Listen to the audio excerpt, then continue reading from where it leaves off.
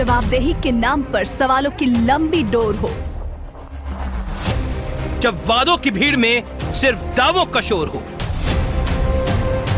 जब झूठ की फुसफुसाहट में चीखें भी गुम हो जाती हो, सच की जान की कीमत ज़बां की बेड़ियां चुकाती हों। जो कहना है वो कहना है डरने की चोट पर।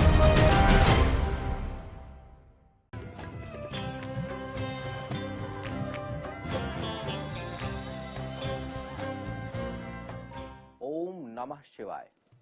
मैं हूं ज्योतिर्विद पंडित दीपक दुबे और उपस्थित हूं आपके साथ कर्म पथ पर। जानेंगे आपकी राशियों का हाल, लेंगे एक प्रश्न और आज बात करने वाला हूं मैं बच्चों के ऊपर और एक ऐसी समस्या के ऊपर जिससे लगभग कोई न कोई परिवार इससे जूझता रहता है कि बच्चों का मन पढ़ाई में क्यों नहीं लगता। इसके ऊपर करेंगे आज विस्तार पूर्वक बात, तो बने रहिएगा पूरे समय तक हमारे साथ। जैसा मैंने कहा कि बात करेंगे आज बच्चों से संबंधित समस्या के ऊपर और एक बड़ी समस्या है कि आपके बच्चे का मन पढ़ाई में नहीं लगता। क्यों नहीं लगता है, क्या है उसका कारण? कहीं हम उसको अनावश्यक तो नहीं डांटते डपटते रहते हैं बिना जाने कि वह किस मानसिक स्थिति से गुजर रहा है? क्योंकि ग्रहों की स्थितियां भी एक तरह से, जब ग्रह खराब हों तो समझिए कि हम लोग उसको एक मरीज, एक पेशेंट के रूप में देखते हैं और हम यह मानते हैं कि अगर किसी दुष्प्रभाव, किसी दुष्ग्रह से यदि प्रभावित है कोई बच्चा, तो वह उस समय किस तरह का व्यवहार करेगा, क्यों नहीं पढ़ पाएगा वो। तो आपको भी इस कारण को जानना चाहिए और यदि आप कारण को जानते हैं तो उसके अनुसार आपको अपने बच्चों के साथ व्यवहार करना चाहिए। अन्यथा आप उसे अनावश्यक डांटेंगे, डपटेंगे, कुछ का कुछ उससे कराएंगे। आप उस समस्या को जानते नहीं कि वह किस मानसिक स्थिति से इस समय गुजर रहा है और उसका समाधान क्या करना चाहिए। यह एक बड़ी समस्या है जिससे हमारी आने वाली पीढ़ी प्रभावित होती है। तो इस गंभीर विषय के ऊपर मैं बात आज करूंगा, लेकिन विषय से पहले कुछ राशियों का हाल जान लेते हैं। सबसे पहले मेष राशि आती है, तो मेष राशि वालों की बात करते हैं। आज कुछ विवाद का दिन है। शत्रु आज बनेंगे भी, मिटेंगे भी और विवाद की स्थिति उत्पन्न होगी, जिससे आपको बचना है। कहीं से प्रशंसा और मान सम्मान की स्थिति भी बन रही है और आपका आज वर्चस्व और प्रभाव बढ़ेगा। वृषभ वालों की बात करूं तो कुछ क्रोध, आवेश, झुंझलाहट, ये सब आज बढ़ा रहेगा। यदि आपकी कुंडली में चंद्रमा खराब है या उसकी स्थिति ठीक नहीं है तो यह और अधिक बढ़ सकता है। जनसंपर्क आज आपका थोड़ा तेज रहेगा और बाहरी मामलों में सफलता मिलेगी, लेकिन प्रेम संबंधों में तनाव आज उत्पन्न हो सकता है। मिथुन वालों की बात करूं तो दिन के प्रारंभ में मन कुछ अशांत रहेगा, थकान और चिड़चिड़ापन महसूस करेंगे, लेकिन दिन के अंतिम भाग में कुछ सुख सुविधाओं में वृद्धि होगी और अंतिम भाग बेहतर जाएगा आपका सुबह की अपेक्षा। कर्क वालों की बात करूं तो समय बहुत अनुकूल नहीं है, इसलिए संयम से काम लेना होगा। अचानक धन हानि का योग बन रहा है, इसलिए सावधान रहें। किसी भी प्रकार के व्यसन और गलत संगति से आपको बचना है। पारिवारिक विवाद या तनाव की स्थिति भी उत्पन्न हो सकती है, तो थोड़ा धैर्य से काम लें, सहज हो जाएं और हर चीज को ठंडे दिमाग से आप लें और उस पर निर्णय भी कोई संयमित रूप से आपको लेना है। मैं बात आज कर रहा था कि बच्चों का मन पढ़ाई में क्यों नहीं लगता, क्या है इसका कारण। ग्रहों से कहीं न कहीं हम प्रभावित होते हैं, उनकी ऊर्जा का प्रभाव हमारे ऊपर रहता है, जिसके कारण हमारी मानसिक स्थिति, हमारी सोच और हमारा कर्म प्रभावित होता रहता है। बच्चों पर यह प्रभाव और जल्दी पड़ता है क्योंकि बच्चे बड़े कोमल मन के होते हैं, मस्तिष्क उनका बहुत कोमल होता है, तो किसी भी प्रकार की ऊर्जा का प्रभाव उनके ऊपर जल्दी पड़ता है। यदि वो पढ़ने लगेंगे तो बहुत अच्छा पढ़ेंगे, नहीं पढ़ेंगे तो बिल्कुल नहीं पढ़ेंगे, चाहे आप उनके साथ कुछ भी करिए। तो इस तरह की स्थिति बच्चों के साथ बनती है और इसके कारण कई होते हैं, जिसमें से एक पहला कारण जो सबसे बड़ा है वह है कि आप अपने बच्चे की प्रवृत्ति को नहीं जानते। हर व्यक्ति का नेचर अलग अलग होता है। हर व्यक्ति डॉक्टर नहीं बन सकता, हर व्यक्ति इंजीनियर नहीं बन सकता, हर व्यक्ति कलाकार नहीं बन सकता, हर व्यक्ति पत्रकार नहीं बन सकता, और हर व्यक्ति व्यापारी नहीं बन सकता। व्यापारी में भी हर व्यक्ति अलग अलग हर चीज का बिजनेस नहीं कर सकता। तो आप यदि उसकी प्रवृत्ति को अपने बच्चे की नहीं जानते हैं और किसी अपने अनुरूप, अपने सोचे हुए विषय पर उसको आगे बढ़ाने का प्रयास करते हैं और वह उसकी प्रवृत्ति नहीं है, मान लीजिए बच्चे की जो प्रवृत्ति है वह कलाकार बनने की है, वह गाना चाहता है या वह नाचना चाहता है या वह खेलना चाहता है, और हम उसको दबाव बना रहे हैं कि तुमको इंजीनियर बनना है, तुम मैथ खूब पढ़ो, तुम फिजिक्स खूब पढ़ो, तो ऐसी स्थिति में बच्चे का मन पढ़ाई में नहीं लगता है। तो प्रवृत्ति को आप जाने, कैसे जानेंगे इसके ऊपर भी बात मैं करूंगा। दूसरी स्थिति बनती है कि बच्चे, अब यह ग्रहों पर आइए, कुंडली देखिए अपने बच्चे का कि उसका जो लग्नेश है, जिस भी लग्न में वो पैदा हुआ हो, मेष से लेकर मीन लग्न तक, उसके लग्नेश का जो स्वामी है, जो स्वामी ग्रह है, जो मालिक है, वह कमजोर तो नहीं है, या वह वक्री तो नहीं है, या वह कहीं छठे, आठवें या 12वें में तो नहीं बैठ गया है। क्योंकि यदि ऐसी स्थिति होती है तो बच्चे के अंदर उत्साह की कमी हो जाती है और अंदर से वह उत्साहित नहीं होगा, वह किसी काम में नहीं होगा, चाहे वह पढ़ाई हो, चाहे खेल कूद हो, बहुत सी चीजों में उसका मन नहीं लगेगा। तो इस चीज को आपको समझना पड़ेगा और पहले इस चीज को ठीक करना पड़ेगा, अन्यथा आप चाहे जितना भी दबाव बनाए वह नहीं पढ़ेगा। उसके बाद उसके जो पढ़ाई लिखाई का जो स्थान है कुंडली में, वह पंचम भाव होता है। तो आप पंचम भाव को जरूर देखा करिए कि कहीं पंचमेश लग्नेश कमजोर होगा, तब तो वह आंतरिक रूप से उसका आत्मबल कमजोर होता है।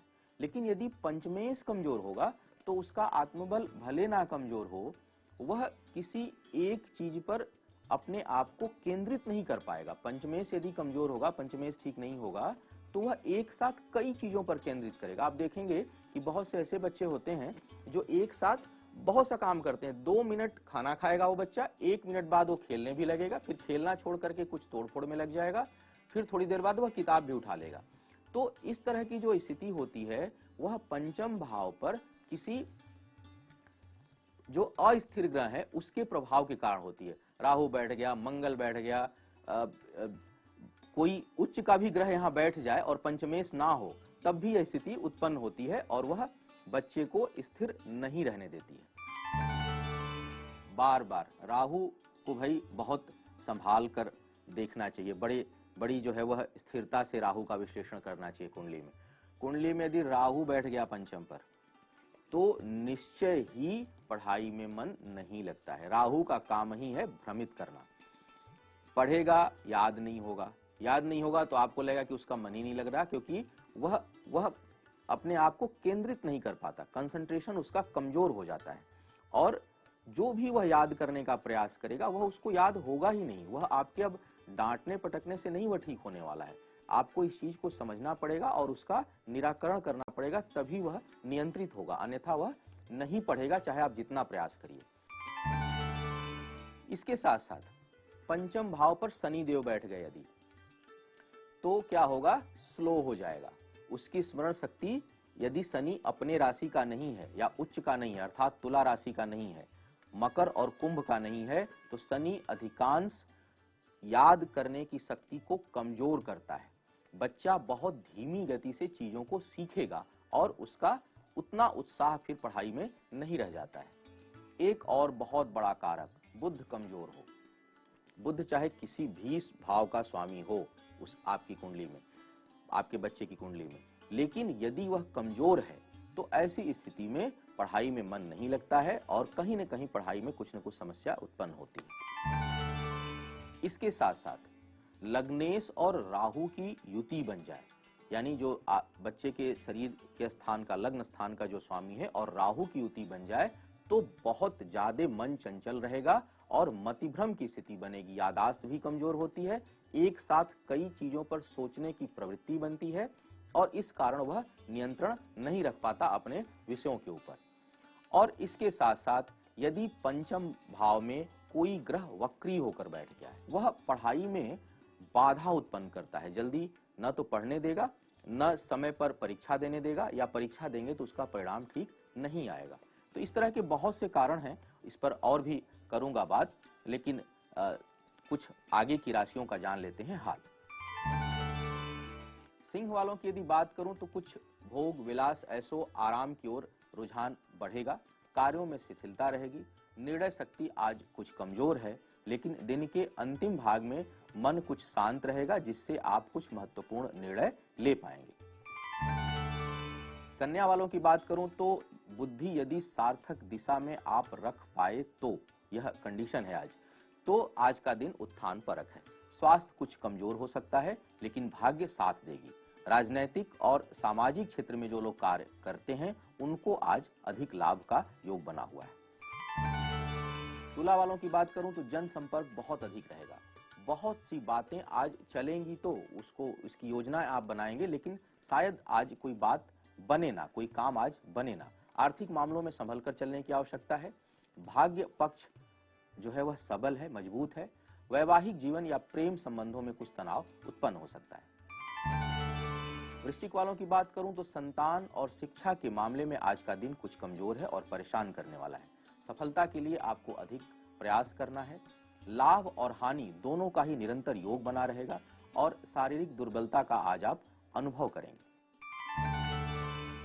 और भी राशियों की बात करेंगे, लेकिन समय हो चुका है एक प्रश्न लेने का। बहुत से प्रश्न आए हुए हैं, उसमें से आज मैंने प्रश्न एक लिया है इप्सित मिश्रा जी का, और इनकी समस्या है वह है कि यह बीटेक इन्होंने किया हुआ है और इंजीनियरिंग करना चाहते हैं, चाह रहे हैं कि गवर्नमेंट जॉब इनको मिलेगी कि नहीं मिलेगी, यह जानना चाहते हैं, और इंजीनियरिंग के क्षेत्र में ही इनको काम मिलेगा कि नहीं मिलेगा।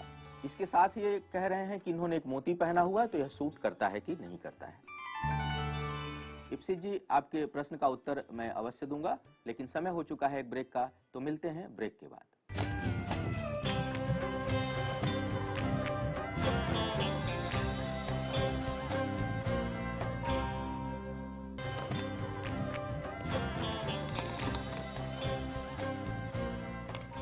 ब्रेक के बाद पुनः स्वागत है आप सभी का कर्म पथ पर, और बात करते हैं बाकी की राशियों के बारे में और देते हैं उत्तर इप्सित जी के प्रश्न का। इप्सित जी, जैसा आपने अपना विवरण भेजा है उसके अनुसार आपकी जो कुंडली है वह बन रही है मिथुन लग्न की।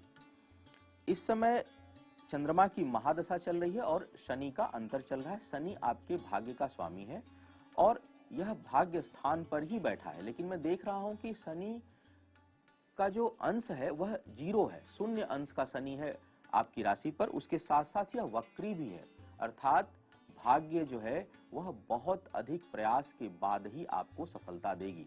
साथ में बुध, सूर्य और गुरु की एक साथ युति है। हालांकि बुध बहुत उच्च का है आपकी कुंडली में, तो पहली बात तो यह है कि नौकरी सरकारी लगे, इसमें मुझे कुछ संदेह है, क्योंकि आय के मामले में यह कुंडली कुछ अस्थिरता दिखा रही है। हालांकि मैं कर्म को अधिक महत्व देता हूं, तो आप अपने प्रयासों को बढ़ा दें, क्योंकि भाग्य बहुत साथ नहीं देगी ऐसी स्थिति में। और लग्नेश आपका बहुत मजबूत है, अर्थात बहुत परिश्रम करेंगे तो परिणाम मिलेगा। समय आपका जो अच्छा शुरू होगा वह मुझे लगता है कि जनवरी के बाद प्रारंभ होगा, क्योंकि अभी आपका भाग्येश भी छठे भाव में बैठा हुआ और उसी का अंतर है। तो जब वह सप्तम भाव में आएगा तुरंत कोई ना कोई काम आपके अपनी इच्छा अनुसार लगेगा। लेकिन नौकरी आपकी अपनी फील्ड में हो, इसमें भी मुझे संदेह है, क्योंकि अष्टमेश पंचम भाव में बैठा हुआ है, जिसके कारण नौकरी जिस क्षेत्र में आपने पढ़ाई की हुई है उसमें लगने की संभावना बेहद कम है। तो आप कुछ अल्टरनेट भी जो है वह तलाशें या उसके बारे में भी आप सोचें। बात करेंगे अब आगे की राशियों का। धनु राशि वालों की यदि बात करूं तो स्वास्थ्य के प्रति आज बेहद आपको सतर्क रहना है। साझेदारों के कारण लाभ मिल सकता है। जीवन साथी या करीबी रिश्तों के साथ मधुर संबंध आपको यदि आप रखते हैं तो इसके कारण आपका भाग्योदय होगा। धन लाभ के अच्छे संकेत आज बने हुए हैं। मकर वालों की बात करूं तो व्यय की अधिकता रहेगी, लेकिन धन का आगमन भी निरंतर रहेगा। किसी करीबी को कष्ट संभावित है। बौद्धिक क्षमता आज बहुत अच्छी है। कुछ नए अवसर मिलेंगे आपको और प्रेम संबंधों में प्रगाढ़ता होगी, नजदीकियां और बढ़ेंगी। कुंभ वालों की बात करूं तो कुछ ऐशो आराम सुख सुविधा की ओर आपका रुझान आज अधिक रहेगा। भाग्य और बुद्धि का बहुत अच्छा संयोग है, इसलिए आपको सफलता मिलेगी। राजनीतिक क्षेत्र के जो लोग हैं या उच्च पदों पर जो लोग आसीन हैं, उनको कुछ कठिनाइयों का सामना आज करना पड़ सकता है। मीन वालों की बात करूं तो आज आपकी वाणी बहुत मधुर रहने वाली है, बहुत अच्छा बोलेंगे, नियंत्रित बोलेंगे और दूसरों को प्रभावित करेंगे। बौद्धिक क्षमता भी बहुत अच्छी है। धन प्राप्ति के लिए कुछ युक्ति बल का सहारा लेना पड़ेगा, अन्यथा आसानी से यह प्राप्त आज नहीं होने वाला है। शिक्षा प्रतियोगिता में सफलता का योग बहुत उत्तम बना हुआ है आपके लिए। तो बात कर रहा था मैं कि क्यों नहीं लगता है बच्चों का मन पढ़ाई में, या बच्चे कई बार भटक जाते हैं, अपना राह भटक जाते हैं।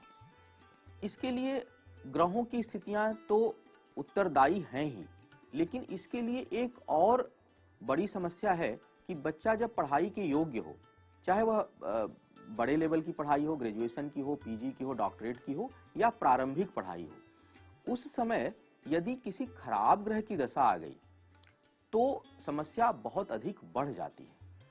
अभी जैसे यदि कोई बच्चा आ गया 7.5 के प्रभाव में, 7.5 का मध्य दौर आ गया, शनि आ गया लग्न पर, या नीच का चंद्रमा और शनि की युति बन गई, तो भी पढ़ाई में मन नहीं लगता है और बिल्कुल मन उद्विग्न रहता है। तो इस चीज को आपको समझना पड़ेगा। यदि अष्टमेश की दशा आ गई, खष्टेश की दशा आ गई और यह मध्यकाल है, पढ़ाई का दौर है, तो उस समय बहुत अधिक परेशानी उत्पन्न होती है। इसके साथ साथ यदि पंचम भाव का जो स्वामी है वह छठे या 8वें में आ जाए तो यह योग, या छठे 8वें भाव का स्वामी पंचम में बैठ जाए तो दो तरह की समस्या उत्पन्न होगी। एक तो जल्दी पढ़ाई में मन नहीं लगता, पढ़ाई पूरी नहीं होती, किसी न किसी कारण पढ़ाई में ब्रेक आ जाता है, पढ़ाई छूट जाती है। कारण चाहे कुछ भी हो, वो कारण क्या है वो तो दशा अंतरदशा के ऊपर निर्भर करता है, लेकिन पढ़ाई में कुछ न कुछ बाधा अवश्य उत्पन्न होती है।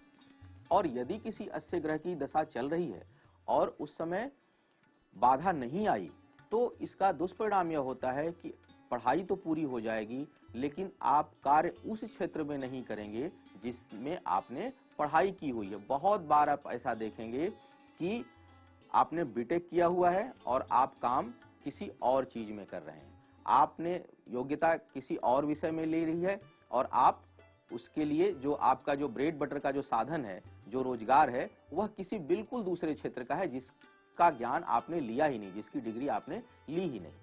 तो इस तरह इसको हम लोग शिक्षा भंग योग बनाते हैं, जिसमें शिक्षा बाधा या शिक्षा भंग योग बनता है। तो दोनों तरह की स्थितियां बनती हैं।